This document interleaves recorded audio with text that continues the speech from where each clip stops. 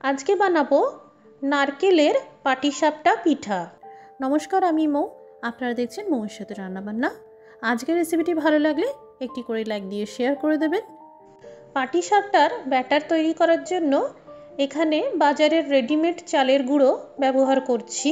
আপনারা যে কোনো চালের গুঁড়ো এখানে ব্যবহার করতে পারেন, যেমন সিদ্ধ চাল হোক বা আতপ চাল, আবার চালের বাটাও ইউজ করতে পারেন। এখানে মেজারিং কাপের মাপ করে 1 কাপ চালের আটা বা চালের গুঁড়ো নিয়েছি।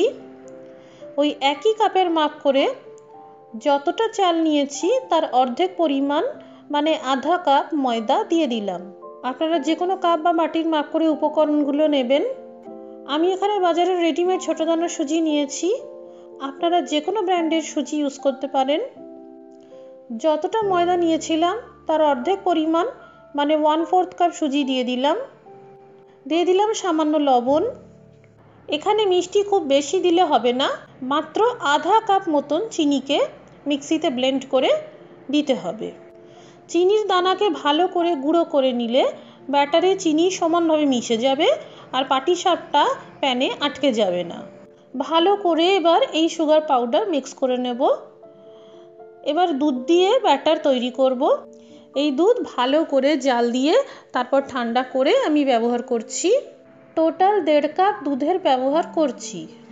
যতটা দুধ দিয়ে দিলাম ঠিক ততটাই জলের ব্যবহার করব। 1.5 কাপ দুধ দিয়েছিলাম, সুতরাং 1.5 কাপ মতন জল দিয়ে দিলাম। এখানে দুধ আর জল দিয়ে ব্যাটার তৈরি করে নিচ্ছি।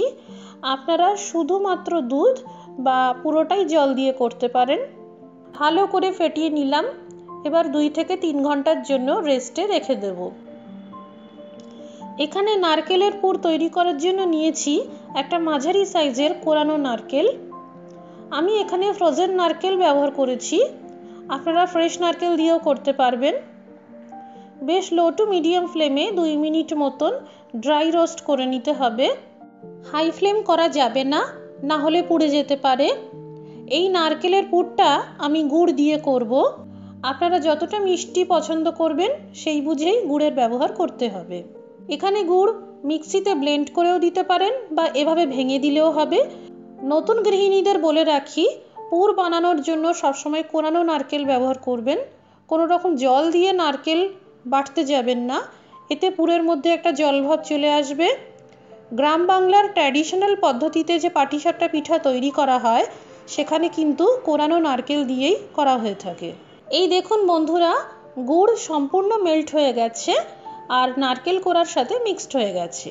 এই পুরের মধ্যে একটা সুন্দর বাইন্ডিং আনার জন্য দিয়ে দেবো 1/4 কাপ মিল্ক পাউডার। আপনারা মিল্ক পাউডারের পরিবর্তে খোয়া ক্ষীর ইউজ করতে পারেন, কিন্তু আমি সাজেস্ট করব মিল্ক পাউডার ইউজ করার। এতে স্বাদটা খুব ভালো হয় আর পুরের বাইন্ডিংটাও খুব সুন্দর হয়। ভালো করে মিল্ক পাউডার মিক্সড করে নিলাম। এই দেখুন পুর কিন্তু একদম রেডি হয়ে গেছে। এবার ফ্লেম অফ করে এই পুরটা ঠান্ডা করে নেব। এদিকে 2 থেকে 3 ঘন্টা হয়ে গেছে। ব্যাটার চেক করে নেওয়া যাক। ব্যাটারের কনসিস্টেন্সিটা খুবই সুন্দর সেট হয়ে গেছে। আবারও ভালো করে মিক্স করে নিচ্ছি। যদি মনে হয় ব্যাটার খুব ঘন হয়ে গেছে তাহলে সামান্য দুধ বা জল মিশিয়ে পাতলা করে নিতে পারেন। আর যদি মনে হয় খুব বেশি পাতলা হয়ে গেছে তাহলে চালের গুঁড়ো, ময়দা আর সুজি আবার করে মিশিয়ে কনসিস্টেন্সিটা ঠিক করে নিতে পারেন। এবার পাটিসাপটাগুলো তৈরি করে নেব। এখানে প্যানে খুব সামান্য পরিমাণে ঘি দিয়ে দিলাম। ভালো করে ঘি গ্রিস করে নিচ্ছি। আপনারা চাইলে ঘি বেশি পরিমাণে ইউজ করতে পারেন। এবার 1 হাতা ব্যাটার দিয়ে আস্তে করে এইভাবে একটু স্প্রেড করে দিলাম। এবার নারকেলের পুরটা এভাবে হাতের সাহায্যে একটু শেপ দিয়ে দিলাম যাতে পুর বেরিয়ে না যায়, আর এভাবে আস্তে করে রেখে দিলাম। একটা স্প্যাচুলার সাহায্যে এভাবে ফ্লিপ করে রোল করে দিলাম। এবার এই পাটিসাপটা ভালো করে ভেজে নিতে হবে। ফ্লেম লো টু মিডিয়ামে রাখতে হবে। সামান্য ঘি আবার গ্রিস করে দিলাম যাতে পাটিসাপটাগুলো ভালো করে ফ্রাই করা যায়। এই দেখুন চিনির পাউডারটা সঠিক পরিমাপে দেওয়া হয়েছিল বলেই পাটিসাপটা প্যানে ভাজার সময় আটকে যায়নি। পাটিসাপটা খুব সুন্দরভাবে ভাজা হয়ে গেছে। এবার একটা প্লেটে তুলে নেব। এই একই পদ্ধতিতে সবকটা পাটিসাপটা ভালো করে ভেজে নিতে হবে। এখানে ফ্রাইং প্যানে ব্যাটার দেওয়ার পর সঙ্গে সঙ্গে পুর দেব না, জাস্ট 30 সেকেন্ড মতন ওয়েট করব যাতে চারধারটা ড্রাই হয়ে যায়। কারণ কাঁচা অবস্থায় পুর দিলে পাটিসাপটা ভেঙে যাওয়ার সম্ভাবনা থাকে। তো বন্ধুরা, তৈরি হয়ে গেল আমাদের গ্রাম বাংলার বিখ্যাত নারকেলের পাটিসাপটা পিঠা। বাড়িতে বানালে কমেন্ট করে জানাতে পারেন কেমন তৈরি হলো। ভিডিওটি দেখার জন্য অনেক ধন্যবাদ। সবাই ভালো থাকবেন, সুস্থ থাকবেন।